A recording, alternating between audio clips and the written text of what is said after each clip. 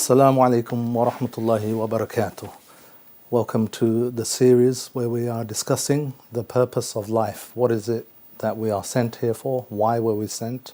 What is the reason for us existing on this earth?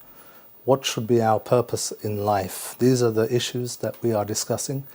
So the first thing we mentioned was that our purpose should be to worship Allah subhanahu wa ta'ala, ubudiyah, slavehood to Allah subhanahu wa ta'ala. So we continue with this first purpose in life, the most important purpose, we said, the primary purpose for which we have been sent on this earth, for which we have been actually created, is to worship Allah subhanahu wa ta'ala, as we mentioned, وَمَا خَلَقْتُ الْجِنَّ وَالْإِنسَ إِلَّا لِيَعْبُدُونَ, as Allah subhanahu wa ta'ala says, that I have not created the jinn and mankind except to worship me. And this is really the headline verse for our lives. This is the headline verse for informing us of our purpose, why we are here. However, many of us hear this purpose. Maybe our parents have told us about this purpose. Maybe our teachers have taught us while we're in school or madrasa or evening class or in the masjid. However, we often forget this. We don't keep this in the front of our minds. Why is that? Why is it that we keep on forgetting that our purpose in life, our primary goal, our reason for being here, the main reason why Allah subhanahu wa ta'ala created us, is to worship Allah subhanahu wa ta'ala, is to be in this state of ubudiyah, is to be in this state of servitude to Allah subhanahu wa ta'ala. Why is it that we forget this? Perhaps it's because we don't reflect. One of the ways we can really understand this, and one of the ways we can really appreciate this, and one of the ways perhaps we can remind ourselves, perhaps we can be aware of this in a much deeper sense, is if we reflect on reality, if we reflect on what Allah subhanahu wa ta'ala has given us. What is it that I own? What is it that I have done to be here? I was born in a family. I had no choice where I was born, to which parents I was born, to which family I was born. In fact, my height, my body shape, my hair color, none of this has been my effort, my achievement, my intellect, my abilities, my skills. All of this has been given to me by Allah subhanahu wa ta'ala. I did not choose this. I did not earn this. I did not create this. So what is it we actually own, and what is it Allah subhanahu wa ta'ala owns?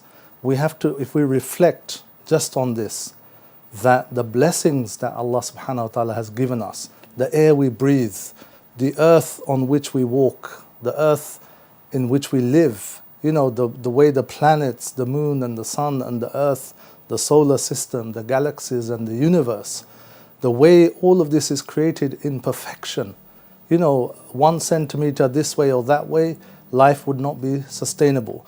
If the temperature of the earth moves a couple of degrees up or down, overall, on average, then life is not sustainable. The air we breathe, the oxygen, the food we have that grows for us, all of these blessings come without any effort from ourselves. We have not earned this. We have not achieved this. It's not through our efforts that this has happened. This has happened through the blessings of Allah subhanahu wa ta'ala. This has happened simply through His pure blessings on human beings. His ni'mah, His rahmah, His mercy. And we say in every surah in the beginning, Bismillahir Rahmanir Rahim, that in the name of Allah subhanahu wa ta'ala, the most merciful, the most gracious. So first of all, we should reflect that how much has Allah subhanahu wa ta'ala given you and me? How much has He given in terms of blessings? As Allah subhanahu wa ta'ala says in the Quran, وَإِن تَعُدُّوا نِعْمَةَ اللَّهِ لَا تُحْصُوهَا. If you were to count the blessings of Allah subhanahu wa ta'ala, if you were to try and count how many blessings that Allah subhanahu wa ta'ala is giving constantly, if you were to count this, you would not be able to encompass it. You would not be able to enumerate it. You would not be able to count the limits of this. It's uncountable. We only see with our own eyes a few of the blessings. It's the tip of the iceberg. We only see what's even in front of us. Even that, we pass by life, we don't recognize those things as blessings. People are proud and arrogant of how they look. They think it's a blessing that they have earned. They think it's something to do with their own achievement or blessing that they have brought upon themselves. But this is creation of Allah subhanahu wa ta'ala. They had nothing to do with the way they look. They had nothing to do with how intelligent they are. They had nothing to do with their strength, their physical health. This is all from Allah subhanahu wa ta'ala. They had nothing to do with the country in which they were born, in which they find themselves in. So all of these blessings are from Allah subhanahu wa ta'ala. So this is the first thing which we must reflect on. Once we reflect on His blessings, then we can recognize that in fact I am in debt to Allah subhanahu wa ta'ala.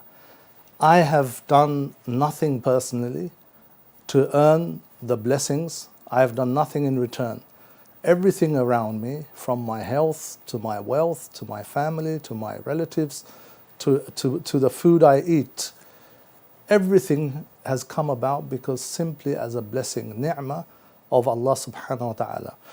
When we look at these blessings externally, then we should also look at the blessings internally, inside of us. As Allah subhanahu wa ta'ala points to this, that don't we look at how we were created? Doesn't man think how he was created? We look at the body parts, how this body functions, how it works, how it all works in perfection. We look at the different organs, our liver, our heart, our brain, our veins that carry the blood, our kidneys, all of these beautiful components or parts and organs of our body, how Allah subhanahu wa ta'ala has miraculously put it all together. When we look at this and reflect, again, we think, how much have we done?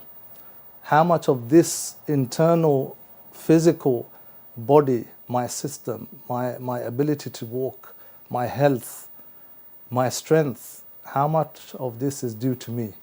The conclusion is nothing of it is due to me. The conclusion is, yes, we may claim it's because I exercise, I eat well, etc. Fine.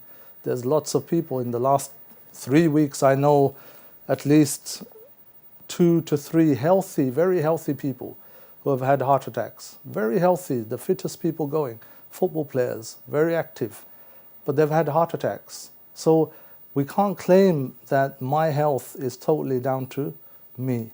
So this is the first point of reflection, that what Allah subhanahu wa ta'ala has given me as a blessing throughout my life. Externally, in this world, what we see around us, externally, outside of me, all of the blessings, the natural blessings. And internally, what has Allah subhanahu wa ta'ala given me of blessing internally? My eyesight, my hearing, my heart, which pumps thousands of gallons of blood a day without being tired, without demanding maintenance, without demanding a fee. All of this is from the blessings of Allah subhanahu wa ta'ala. And all of these blessings we will be asked about on the Day of Judgment. Allah will ask us about each of these blessings. And Allah subhanahu wa ta'ala says in the Quran that we will show them our signs. Allah subhanahu wa ta'ala says very clearly that we will show them our signs on the horizon and within themselves, so that they will come to the judgment that this is the truth. So we must reflect on the signs that are both external and internal. As Allah subhanahu wa ta'ala says, سَنُرِيهِمْ آيَاتِنَا فِي الْآفَاقِ وَفِي أَنفُسِهِمْ حَتَّى يَتَبَيَّنَ لَهُمْ أَنَّهُ الْحَقِّ. That we will show them from our signs on the horizons as well as within themselves until they realize that this is the truth. So it's down to us. We must first stage to remember this purpose in life.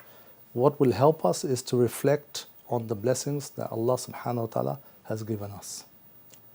So inshallah we'll carry on after the break on how to remember this purpose and how to remind ourselves of this purpose of ubudiyah to Allah subhanahu wa ta'ala. We'll be back after the break. Assalamu alaikum wa rahmatullahi wa barakatuh.